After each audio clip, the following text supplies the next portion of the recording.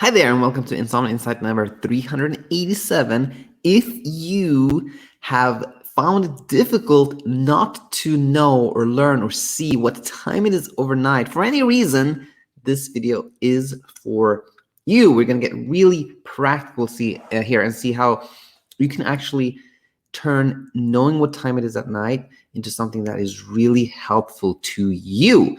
I hope you'll find a lot of value here. But let's start with the challenge of clock watching or knowing the time. So insomnia happens when you feel like there's something you've lost control over, right? And you lost control over sleep.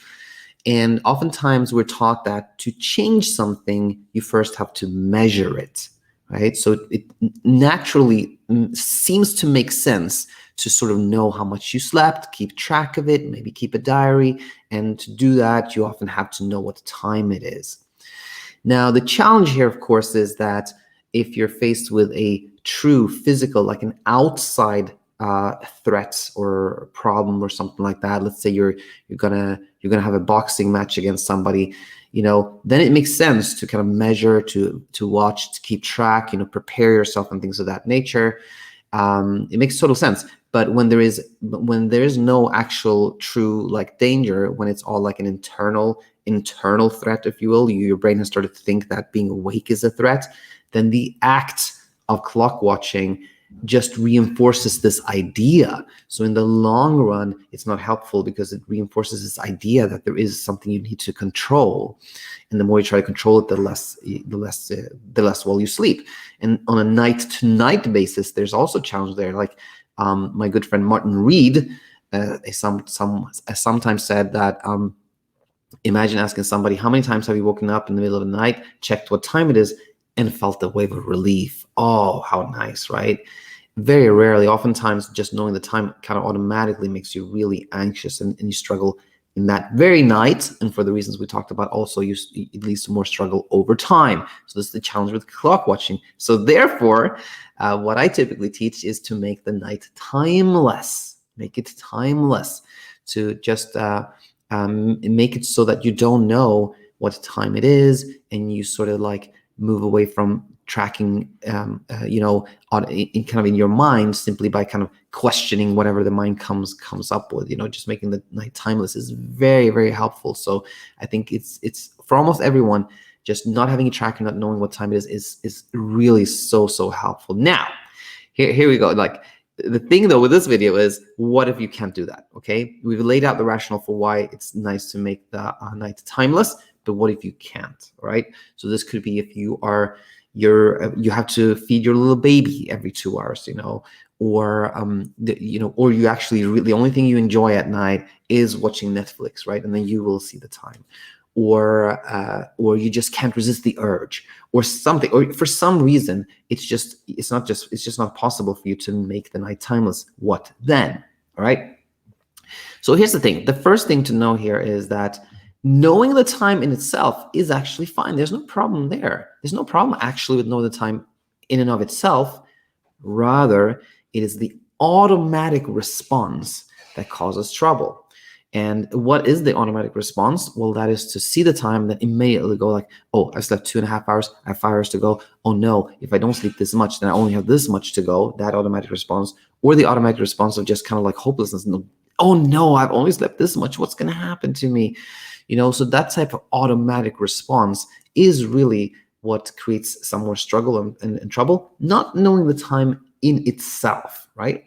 So where am I going with this? Well, let's just say that, if we can't change the circumstance, if we can't change the circumstance, which is knowing the time, then we can modify the response. And that's actually what is the most important here.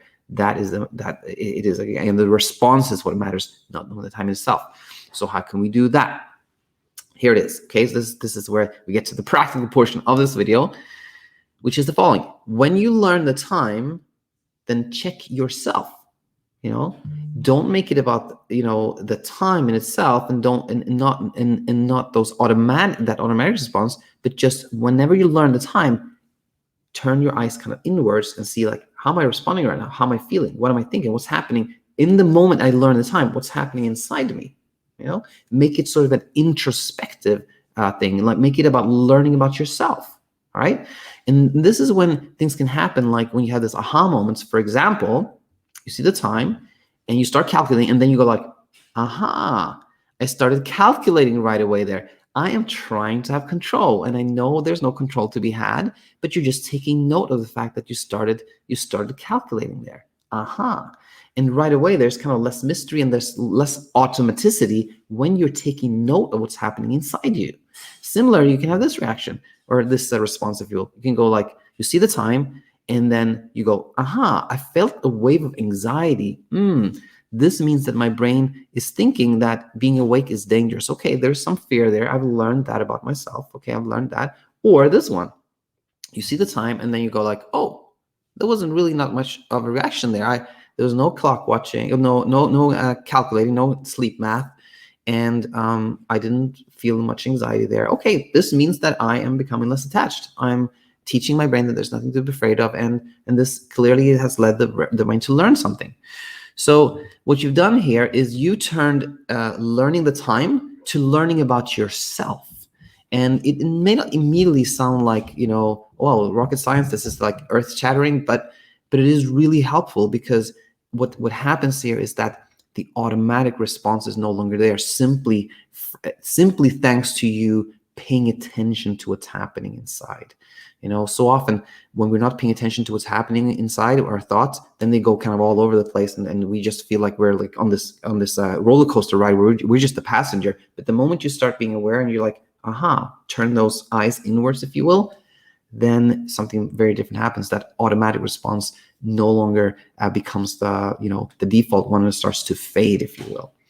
So what's helpful with that is that when the automatic response no longer happens, sleep does. When the automatic response no longer happens, sleep happens. So I hope you found this practical and helpful. And if you like the teaching here on the channel, generally speaking, but you feel like, you know what, I need a little bit more support and guidance on my path through sleeping well, I would like to actually work with Coach Daniel, then head over to our website and you can find out how you can work with myself. I would love to be part of your journey towards sleeping well for the rest of your life. How about that? All right, hope you found this helpful, and look forward to having you back real soon. Until then, take it easy.